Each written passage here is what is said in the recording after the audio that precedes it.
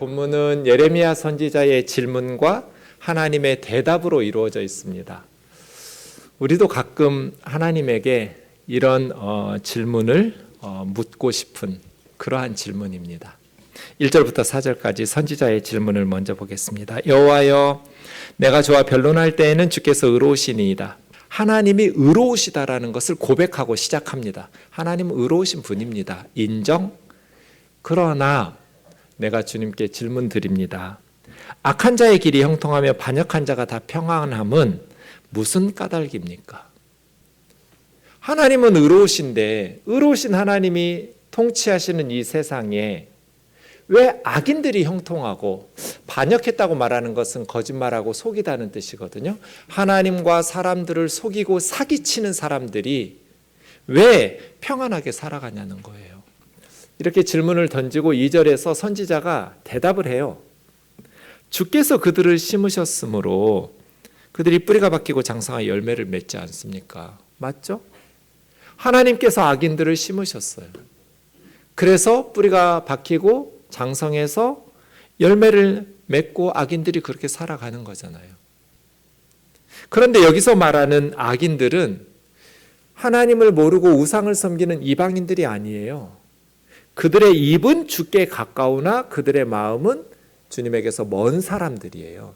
그러니까 하나님 믿는다고 말하는, 입술로는 하나님을 공경하고 사랑하고 순종한다라고 말하는 사람들, 이스라엘 사람들이에요. 우리처럼 말하면 예수님을 믿지 않는 세상 사람들이 아니라 교회 다니는 사람들이에요. 입술로는 하나님께 가까운, 그러나 마음으로는 하나님을 멀리하는, 입으로는 하나님을 공경하고 사랑한다고 입만 열면 하나님을 이야기하지만 마음은 벌써 하나님에게서 멀어진 사람들, 이러한 사람 목회자가 아니죠. 종교 사업가. 그렇죠? 왜 그런데 그들이 그렇게 형통하냐는 거예요. 왜 그들이 하는 일들이 그렇게 번성하고 잘 되냐는 거예요. 이것이 선지자의 고민이고 질문이었어요. 여호와여, 주께서 나를 아시고 나를 보시며 내 마음이 주를 향하여 어떠함을 감찰하시오니. 예레미야는 하나님 앞에 하나님이 저를 다 잘 알고 계시지 않냐고, 저를 다 지켜보시고 겉모습만 보신 게 아니라 내 마음까지 다 감찰하시는 하나님이니까, 내가 입술로만 하나님을 가까이하고 공경하는지 내가 마음으로도 하나님을 가까이하고 사랑하는지 하나님은 다 보시고 아시는 분 아닙니까? 양을 잡으려고 끌어냄같이 그들을 끌어내시고 죽일 날을 위하여 그들을 구별하옵소서. 도살할 양처럼 그들을 끌어내라는 거예요. 여기서 그들이 누굴까요? 앞에 본문, 오늘 본문 바로 앞에 나와 있는 11장 19절과 21절에 보시면, 나는 끌려서 도살을 당하러 가는 순한 어린 양 같으므로 그들이 나를 해하려고 꾀하기를 우리가 그 나무와 열매를 함께 박멸하자. 여기서 나는 예레미야 선지자고요. 지금 예레미야 선지자는 맨 끝에 줄 보니까 몰랐었어요. 그런데 그들이 마치 도살장으로 끌고 가는, 아무것도 모르는 순진한 어린 양을 죽이려고 도살장으로 끌고 가는 것처럼 나를 죽이려고 계획하고 해하려고 꾀하기를 했다는 거예요. 나무와 열매를 함께 박멸하자. 그러니까 예레미야 선지자를 나무에 비유하면서 그냥 나무나 열매만이 아니라 나무와 열매를 다 같이 박멸하자. 예레미야는 아예 그냥 뿌리채 뽑아서 제거해 버리자는 거예요. 그리고 살아있는 자의 땅에서 끊는데 그 이름이 다시는 기억되지 못하게 하자. 죽어도 후대에 의해서 존경받고 기억되면 완전히 끊어진 게 아니니까 아예 후대 사람들이 기억하지도 못할 만큼 완전히 철저하게 예레미야를 제거하자, 이렇게 말한 거예요. 그리고 오늘 본문이 이어지거든요. 그러니까 선지자가 묻는 거예요. 3절 다시 보시면, 여호와여, 주님이 나를 아시고 나를 보시고 내 마음이 어떠한지 다 감찰하고 계시지 않습니까? 도살장으로 끌려가서 심판받아야 할 사람은 내가 아니라 나를 죽이려고 하는 우리 고향 아나돗 사람들, 그들입니다 라고 3절에서 말하는 거예요. 그런데 빠르게 하나님의 말씀을 선포하는 선지자인 나는 이렇게 박해를 당하고, 저 악인들은 형통하고, 그렇게 하나님과 사람들을 속이고 사기를 치는 사람들이 그렇게 평안하게 살아가는 것은 어찌 된 일입니까? 악인의 형통은 정직하게 살아가려는 사람들에게 큰 걸림돌이에요. 하나님 뭐라고 대답하실까요? 5절입니다. 만일 내가 보행자와 함께 달려도 피곤하면 어찌 능히 말과 경주하겠느냐. 이게 무슨 뜻이에요? 내가 평안한 땅에서 무사하려니와 요단강물 넘칠 때는 어찌하려느냐. 같은 질문인데요. 지금 예레미야는 어떤 상황이에요? 보행자와 함께 달리는 상황이고 평안한 땅에서 무사한 상황이에요. 근데 앞으로 예레미야에게 무슨 일이 일어날 거예요?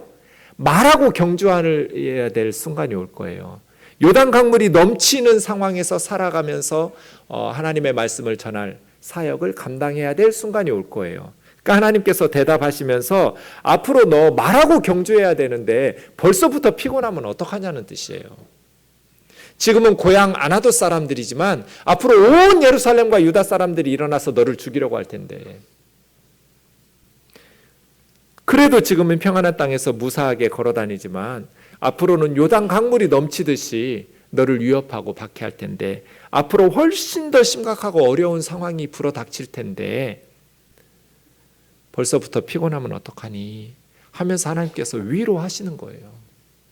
예레미야야, 앞으로 너의 미래는 훨씬 더 힘겨운 상황이 닥칠 거야. 6절에 보시면 형제와 아버지 집도 너를 속일 거야. 지금은 고향 사람들이지만 가까운 친척과 가족들도 너에게 등을 돌릴 거야. 앞에서는 좋은 말로 너에게 해도 그 사람들 믿지 마라. 뒤에서는 크게 소리 지르면서 너를 비난하고 죽여야 된다고 외칠 거야. 미가 선지자에게도 하나님께서 비슷한 말씀하셨거든요. 이웃도 믿지 말고 친구도 의지하지 말고 내 품에 안긴 여인도 너의 비밀을 말하지 말라고, 다 배반하고 속이고 너를 죽이는 데 가담할 거라고. 예레미야도 그럴 거라고. 5절 6절에서 먼저 하나님께서는 예레미야에게 앞으로 더 슬픈, 더 가슴 아픈 일들이 벌어질 거야 라고 말씀하시면서 왜 악인이 형통합니까? 라고 질문했을 때 7절 8절처럼 대답하시는 거죠. 내가 내 집을 버릴 거야. 내 소유를 내던질 거고 내 마음으로 사랑하는 것을 원수의 손에 넘길 거야. 여기서 내가는 하나님이죠. 하나님께서 하나님의 집 예루살렘 성전이에요. 예루살렘 성전을 포기하고 버릴 거야. 내 소유, 내 마음으로 사랑하는 것은 이스라엘 사람들, 하나님의 백성들이에요. 그렇게 악하게 살아가는데도 하나님께서는 내 소유, 내 마음으로 사랑하는 자라고 말해요. 이것이 인류의 희망이에요. 우리가 죄악 가운데서 살아도 하나님께서는 우리를 하나님의 소유, 마음으로 입으로만 사랑하시지 않아요. 하나님은 마음속 깊은 곳에서부터 우리를 사랑하세요. 하지만 하나님께서 영원히 참고 기다리시진 않을 거예요. 계속해서 선지자들을 보내셔서 회개하고 돌아오라고 하시는데도 회개하고 돌아오지 않으면 하나님의 백성들을 내던질 거예요. 그리고 원수들의 손, 바벨론의 군대였죠. 북방에서 쳐들어오는 바벨론의 군대에게 넘길 거야. 악인들이 형통한 것처럼 보이지만 여기서 악인들은 이스라엘의 형통한 악인들이었어요. 입으로는 하나님을 가까이 하지만 마음은 하나님에게서 먼 사람들, 때가 되면 원수들의 손에 그들을 넘길 거야. 심판할 거야. 그런데 7절 보세요. 이 악인들, 예루살렘 사람들, 마음이 하나님에게서 멀어져 간 사람들을 하나님께서는 내 집, 내 소유, 내 마음으로 사랑하는 자들이라고 불러요. 아빠나 엄마가 판사인데 죄짓고 온 죄수가 그 피고가 자기 아들이나 딸이면 그 딸에게 사형을 선고하거나 감옥을 선고하는 판사 엄마 아빠의 마음이 얼마나 가슴 아플까요? 7절은 하나님이 지금 그런 심정이잖아요. 이것보다 더 안타까울 수가 없어요. 이게 하나님의 슬픔이고 하나님의 괴로움이에요. 사랑하는 하나님의 자녀들이, 하나님의 소유, 하나님의 백성들이 계속해서 악하게 사는 거예요. 하나님을 믿는다고 말하면서 계속 악을 행하니까. 그런데도 불구하고 하나님께서는 용서하시고 기다리시고 거듭거듭 용서하시는데, 그러니까 이제 사람들이, 악인들이 하나님이 우리를 다스리고 우리의 미래가 하나님의 손에 달린 게 아니야 라고 착각하는 거예요.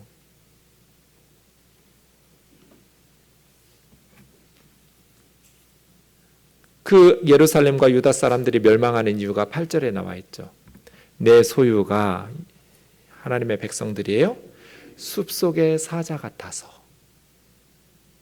그냥 야수, 숲속의 맹수 같아요. 연약하고 힘없는 양들 잡아먹고 연약한 백성들 억압하고 착취하는. 그런데 그 맹수가 하나님을 향하여서도 으르렁대고 소리를 내요. 이제 간이 배 밖으로 나온 거예요. 하나님께서 오래 참고 기다리시니까 이제 하나님한테 까불면 죽는다고 그래요. 하나님을 향하여 으르렁대는 숲속의 사자가 됐어요. 자기들 마음대로 하나님을 조정할 수 있을 줄 알아요. 그래서 내가 그들을 미워하여 그들을 원수의 손에 넘길 거야. 악인들이 영원히 형통하지는 않을 거야, 예레미야야. 내 소유가 내게 대하여 문이 있는 매가 아니냐. 매라고 해도 되고 하이에나라고 해도 돼요.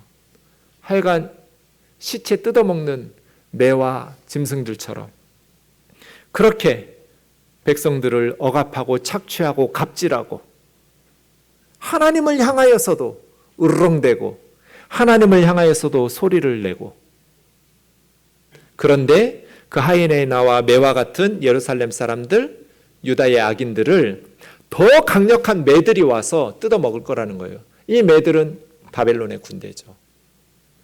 그 바벨론의 군대가 예루살렘을 에워싸지 아니하겠느냐.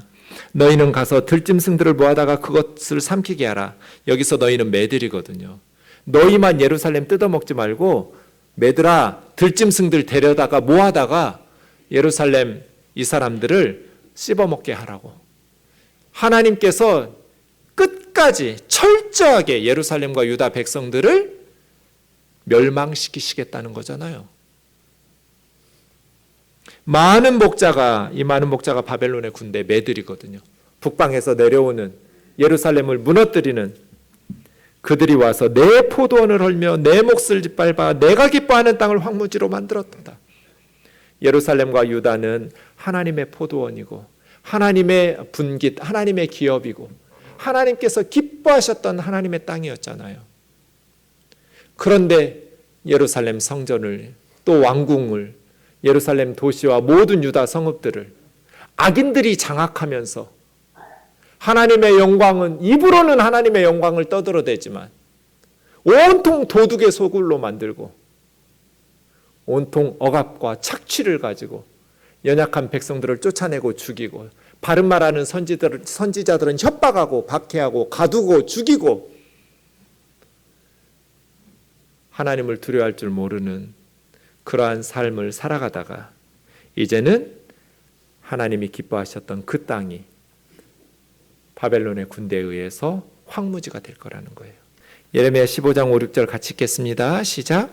예루살렘아, 너를 불쌍히 여길 자 누구며 너를 위해 울 자가 누구며 돌이켜 내 평안을 부를 자 누구냐. 여호와께서 이르시되 내가 나를 버렸고 내게서 물러갔으므로 내게로 내 손을 펴서 너를 멸하였노니 이는 내가 뜻을 돌이키기에 지쳤음이로다. 예루살렘을 불쌍히 여기면서 울어줄 사람이 아무도 없어요. 왜 예루살렘이 이렇게 폐허가 되어요? 내가 나를 버렸고 내게서 물러갔으므로. 그들이 하나님을 버렸기 때문이에요. 버리지 않았다고 강변해도, 왜냐하면 입은 하나님에게 가까웠으니까. 마음은 이미 천길 만길 동떨어져 있었어요. 하나님의 손으로 그들을 멸하셨어요. 내가 뜻을 돌이키기에 지쳤다. 하나님께서 회초리를 들어서 때리려고 하다가 그래도 사랑하는 하나님의 백성이니까 뜻을 돌이키셔서 선지자 보내서 회개하라고 해요.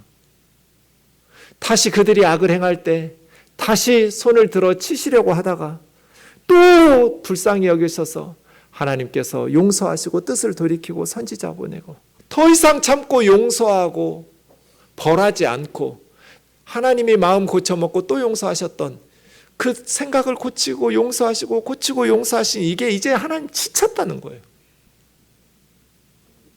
하나님의 마음을 지칠 만큼 하나님의 백성이라는 사람들이 회개할 줄을 몰랐어요. 돌아오지 않았어요. 예레미야 31장 20절, 우리가 예레미야 강의 첫 시간에 보았던 말씀이잖아요. 에브라임은 나의 사랑하는 아들, 기뻐하는 자식이 아니냐. 왜 하나님께서 계속 뜻을 돌이키셨어요? 왜 징계하고 왜 하나님께서 그래서 정직한 선지자가 시험에 들 만큼 하나님은 언제까지 기다려야 됩니까? 왜 악인들이 형통하고 반역자들이 그렇게 평안하게 살아갑니까? 언제까지 그렇게 정직하게 기도하는 하나님의 백성들이 하나님 앞에 불평할 만큼 하나님이 오래 참으시고 뜻을 돌이키셨어요. 왜? 사랑하는 아들, 기뻐하는 자식이었기 때문이에요. 내가 그를 책망하여 말할 때마다 깊이 생각하노라. 그러므로 그를 위하여 내 창자가 들끓으니. 책망하고 징계하시면 하나님의 마음이 평안하고 고소해하고 후련한 게 아니라 창자가 끊어지는 것 같아요.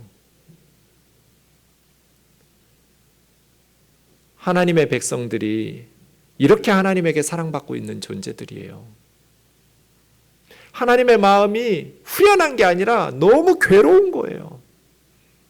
징계할 때마다 내가 반드시 그를 불쌍히 여기노라. 이렇게 하나님께서 사랑하시기 때문에 참으시니까, 회개하고 돌아오도록 기다리시니까 사람들이 착각을 해요. 아, 하나님이 다스리는 게 아니구나. 힘 있는 사람들, 악인들이라도 권력을 가진 사람들의 뜻대로 미래가 결정되는구나. 그러나 역사의 주인은 바이든이나 푸틴이나 시진핑이 아니에요. 우리 하나님이 역사의 주인이시고 우리의 미래를 결정하시는 분이에요. 입으로만 하나님을 공경하는, 마음은 하나님에게서 멀어가는, 교회에서 왕노릇하는 그 사람들 뜻대로 교회가 진행될 것 같지만 하나님께서 때가 되면 다 무너뜨리고, 무너진 그곳을 위해서 울어줄 사람 아무도 없고, 슬퍼할 사람 아무도 없고, 아파할 사람 아무도 없어요. 악인들이 형통한 세상에서 하나님의 백성들은 어떻게 살아야 할까요? 오늘 말씀은 우리에게 무엇을 요구할까요? 우선 시편 73편을 좀 보겠습니다. 나는 거의 넘어질 뻔하고 나의 걸음이 미끄러질 뻔하였으니 악인의 형통을 보고 오만한 자를 질투하였음이로다. 악인들이 어떤 모습으로 살아가기에 이 시인이 넘어질 뻔하고 시기 질투까지 했냐면, 그들은 죽을 때도 고통이 없고 그 힘이 강건하며.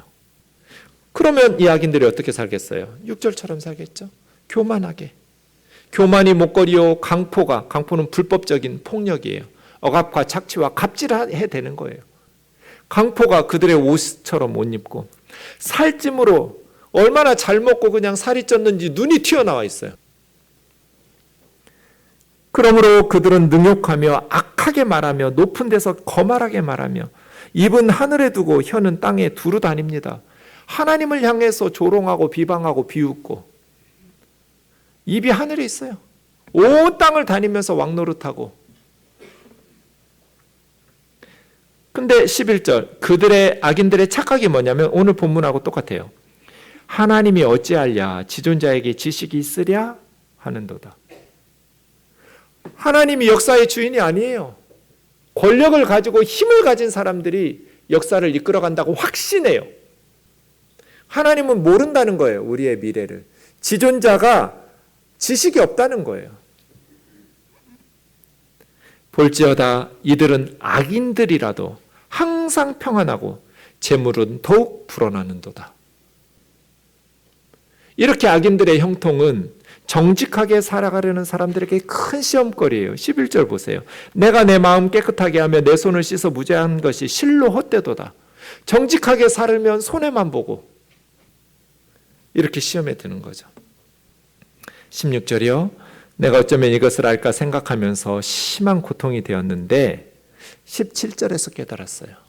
이 시인이 성소에 들어가서 깨달았는데 뭘 깨달았냐면 성소에서 예배드리다 깨달았는지 기도하다가 말씀 듣다 깨달았는지 모르겠지만 하여간 성전에 들어가서 깨달았어요. 뭐를 깨달았어요? 악인들의 종말을 깨달았어요. 악인들의 종말은 언제예요? 죽을 때가 아니에요. 하나님의 심판대예요. 죽을 때에도 평안하고 힘이 약해지지 않았어요. 악인들은. 내가 성소에서 그 악인들의 종말을 깨달았다. 하나님의 심판대 앞에 간다라는 것을 깨달은 거예요. 그리고 났더니 18절이에요. 하나님이 정말 그 악인들에게 미끄러운 곳에 두셨구나. 악하게 살면 뭔가 고난을 당하고 내가 정신 차려 이러다가 천벌을 받지? 이런 게 차라리 은혜인데 악하게 사는데 마음의 소원보다 소득이 더 많아. 하는 일마다 번성하고 누구도 거칠 것이 없고 막아서는 자가 없어요. 그게 정말 미끄러운 거예요. 하나님께서 그들을 파멸에 던지실 것이기 때문에. 낭떠러지 직전에 벼랑 끝이에요. 하나님께서 파멸에 던지시면 그 악인들이 붙잡아 줄 게 아무것도 없고요. 의지할 게 아무것도 없어요. 그냥 지옥으로 가야 돼요. 악인들의 형통함은 정말 무서운 미끄러운 곳이에요. 이걸 성소에서 깨달은 거예요. 내가 이와 같이 무지함으로 짐승처럼 어리석었지만 내가 항상 주와 함께하니 주께서 내 오른손을 붙드셨나이다. 내 오른손을 주님이 붙들어 주셨기 때문에 내가 지금까지 살고 있다라는 걸 깨달은 거예요.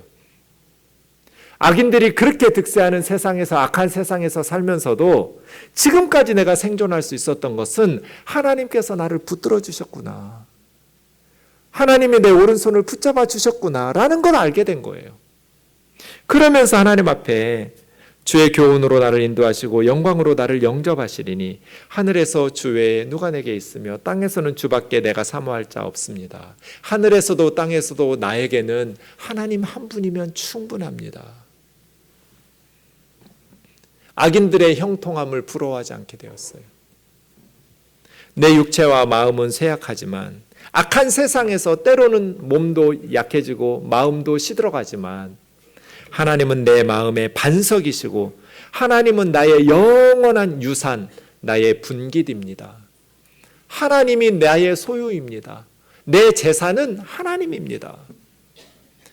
무릇 주님을 멀리하고 음녀같이 주님을 떠난 사람들은 망할 것이지만 주님이 멸하시니까요. 하나님께 가까이함이 내게 복이라. 내가 주 여호와를 나의 피난처로 삼아 주의 모든 행적을 전파하리이다. 이렇게 시가 끝나요. 악인의 형통함을 부러워하다가 미끄러질 뻔했고 넘어질 뻔했는데 하나님을 가까이 하는 것이 내게 복이구나. 하나님을 멀리하는 자들은 다 망할 거니까. 하나님을 피난처로 삼자. 내가 하나님의 행하심을 전파하자. 가는 길이 달라요. 악인들의 길은 하나님을 멀리하고 떠난 길이에요. 그래서 그 끝은 파멸이에요. 도착지도 다르죠. 길이 다르니까. 그러나 하나님을 가까이 하는 사람들의 길, 하나님의 자녀들의 길은 하나님이 영접하시는 길이잖아요.